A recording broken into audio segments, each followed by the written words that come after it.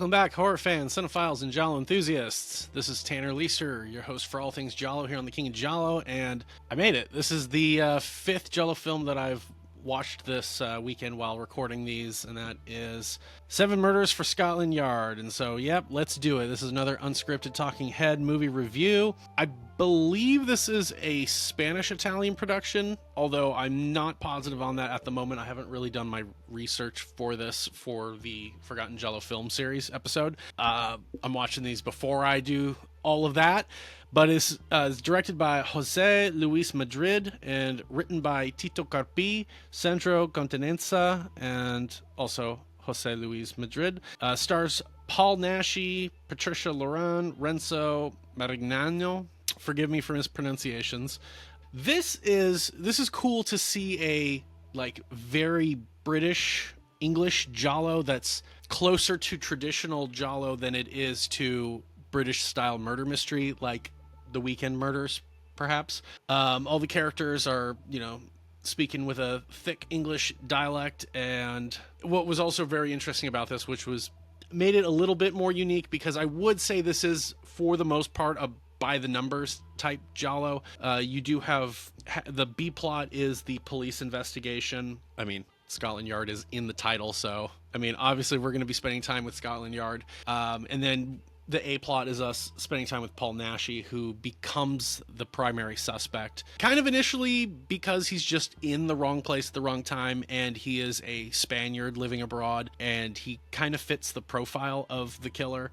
But funny, he has a backstory where he has a limp now because he was a what would you call it, an acrobat, a high-flying acrobat, and he fell and injured himself, which is just funny because you look at his build and I'm like, I don't obviously know a lot about that whole thing, but I'm pretty sure you're not supposed to be a big buff guy, or he looks very stocky. I'm like, I think you're supposed to be smaller. I don't know, but that's his backstory.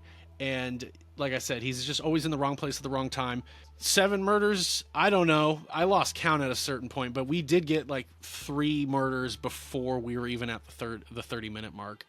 And what I was going to say, what this movie does have going for it, which is a little more unique, at least I don't know any other Giallo film that does this, is the murders are stylized after Jack the Ripper of 1888 London, and Scotland Yard is like, well, this person is killing in the same style. And they're like, well, could it really be him? I'm like, well, he'd be an old man now. I'm like, no, he'd be dead, let me tell you. But so that's interesting. And whoever is the killer is like Jack the Ripper. They are surgically removing organs from people's bodies and taking them. And then we will have scenes where we see the person in their lair with a giant glass jar with a spleen or whatever in it. So that was interesting. And then there's an angle of cannibalism, I believe, which, okay, that's a new one. I haven't seen that before. At least I don't think I have. But yeah, beyond all that, it is very by the numbers. The kills are serviceable. They're the types where it's a super close up on a blade penetrating fake skin, and you're seeing the flesh tear apart and blood come out, and it looks good. But one thing that does not help in that regard is the sound design was not working with the movie, which was a shame. The music was also fairly forgettable. I don't really recall any tracks from it. It wasn't bad, but it just didn't stand out. I guess I could say that it served its purpose, but it just was unnoticeable for the most part. But yeah, like I said, you'd have scenes where during the kills, people would be getting stabbed, and there would be no Foley. There would be no sound effects going with it, which can be fine if you usually have music or something to drown it out, but there was nothing. And so that felt for all the work you're putting into the kills, the overall spectacle is kind of being flopped. It's kind of being mishandled. The performances were fine. I really liked a lot of the Scotland Yard performers, and one of those guys, what was his name? I want to say it was Renzo Marignano, who was in the French Sex Murders as Roger. So that was cool. I literally just did the French sex murders like a week or two ago. And then this character Winston is played by Andrés Resino, and he was in a movie I just watched yesterday. He was in Murder Mansion. So, I mean, over like 30, 40 Giallo films came out in 1972. So you're going to see a lot of these people just being booked in numerous projects. But yeah, the movie was fairly entertaining. There were times where I felt like in the first 20, 30 minutes, it would just go from one kill to like a few scenes to another kill. And I was getting a little like, okay, like I really hope the like story actually kind of picks up, because I'm not really getting thrilled by these kills. Sure enough, it does pick up, and I did actually end up enjoying like the middle, what's going on. And our main guy, like, he sleeps with a girl, and all of a sudden he wakes up and she's murdered, and the police are outside banging on his door, and so he has to jump out the window.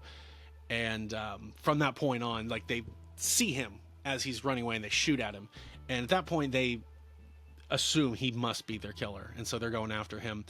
And so that was really fun, watching both the police plot trying to find him, and then his plot trying to hide, trying to find people who will help him. And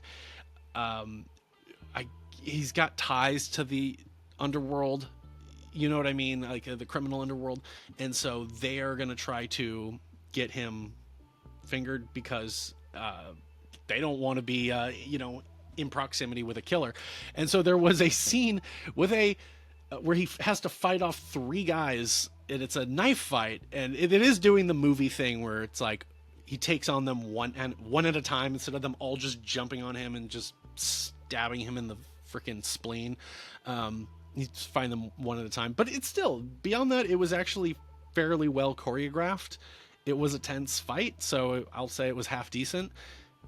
Usually scuffles and such in Giallo films are not handled too well, so this one was actually better than some of the ones you'd see in the bigger Giallo films, the AAA ones, so to speak. What else can I say about this movie? Yeah, the writing was fine. There were aspects of it that actually did remind me of French sex murders, funny enough. A lot of the victims are sex workers in London. Oh, this is something I'm glad I remembered. This movie uses a lot of like on the streets, what would you call it? It's probably too much to say this is like cinema verite, but they're on the streets in London.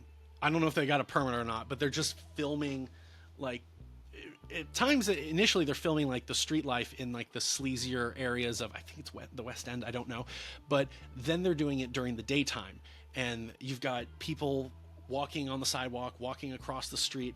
And I saw this in Crimes of the Black Cat, where you could tell that they were just filming on the street without extras. Like, these are actual bystanders, because you'd have like kids like looking at their parents, looking at like the actors, looking at the camera. And this movie had that in spades. It was so bad. This is the worst I've ever seen, like, filming on the streets. Like I said, I'm not sure if you would call this verite, but oh my gosh, it was so bad. It was like you'd have people driving in cars just like going by, like everybody would be like walking down the street, one person would look back, like, and then all of a sudden 3 other people would look over at the camera. And there was one time where people were, it's like it's trying to follow someone, but you've got people walking, towards the camera, and this one guy is like trying not to be filmed, and this other woman is walking by like this, and it's just so obvious that they have a camera. It'd be one thing if it's like people looking at the camera, like, oh, okay, people are looking at this person, but the fact that you can tell people are trying not to be filmed, I was like, oh god, that's... And with the way things are back then, it's not like you could easily just do a reshoot of that. They kind of just had to live with it, and it's in the movie, and it looks like shit. But it was kind of funny. The movie also was unintentionally funny at a lot of times. There's a clip that I know I have to throw in at the very end when I do my little out of context joke bumper, where this guy who all of a sudden we cut to like a school, and this girl is seen outside talking to an older man. And this girl, I don't know if she's supposed to be a child. I actually can't really tell like how old she's supposed to be, how old the actress is, but the guy looks clearly older than her, and it looks like a tween talking to like a college kid kind of thing. But she might be older than that. Like I said, I don't know, but she's told off by the, not told off, but the teacher, or the I don't know exactly what his position is, but it's that character Walter is, I believe it's him. He's telling her like, look, I have to ask these questions because we have a responsibility to keep these school grounds safe, and we're not supposed to have strangers coming in, blah blah blah blah blah. He gives her a talking to, and that night the guy shows up and he's like whistling outside her window, and all of a sudden like a key out of the darkness flies down. He grabs it, he goes inside, and we cut over to this one scene, but then we cut back and he's discovered his girlfriend like on like a couple balancing beams in the gymnasium, murdered. And the way how it cuts to him and it cuts to her, it cuts back to him, shit like that is just so unintentionally hilarious. But yeah, this movie I would just say is fine. It's not great, not bad, but I could see a lot of people really not liking it. I could see other people actually enjoying it. I thought it was fine. It did kind of drag a little bit near the end, but I will say that when it did finally reveal who the killer was, I was like, okay, that's who I thought it was.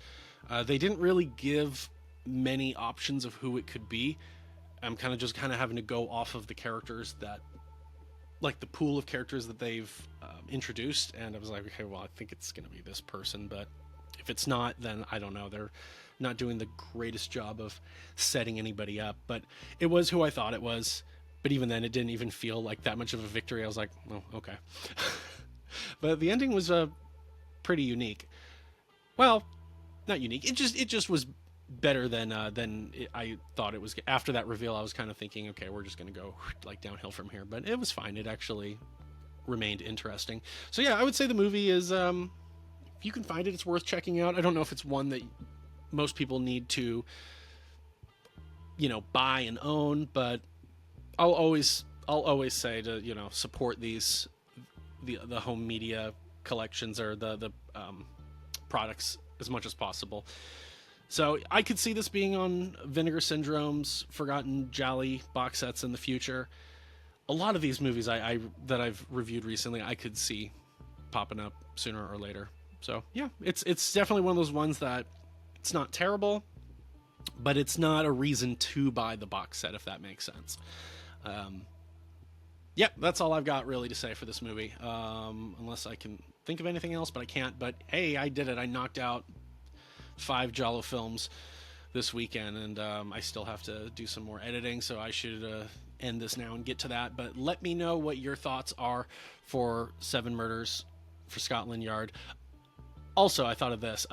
The title is fine, but I feel like I think there is an alternative title that uses this, but you'd think they would lean into the Jack the Ripper aspect of the title, or of the plot a little bit more in promoting the movie for its title.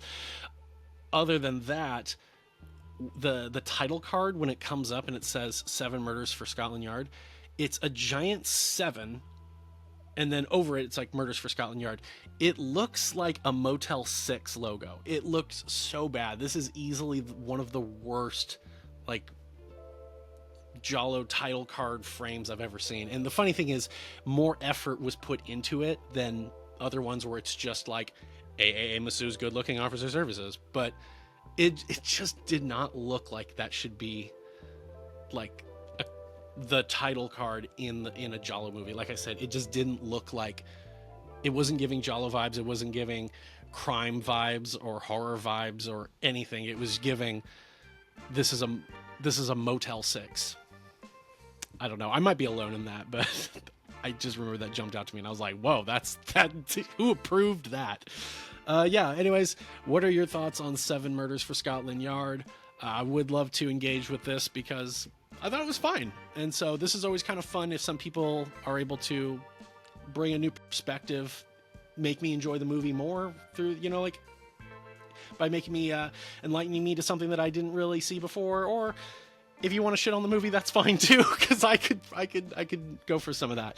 But yeah, let me know what your thoughts are in the comments below. Other than that, yep.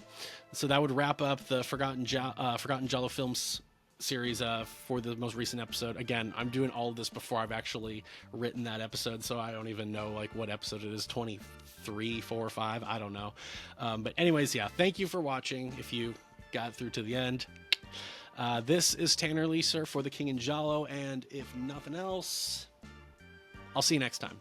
Thank you for watching.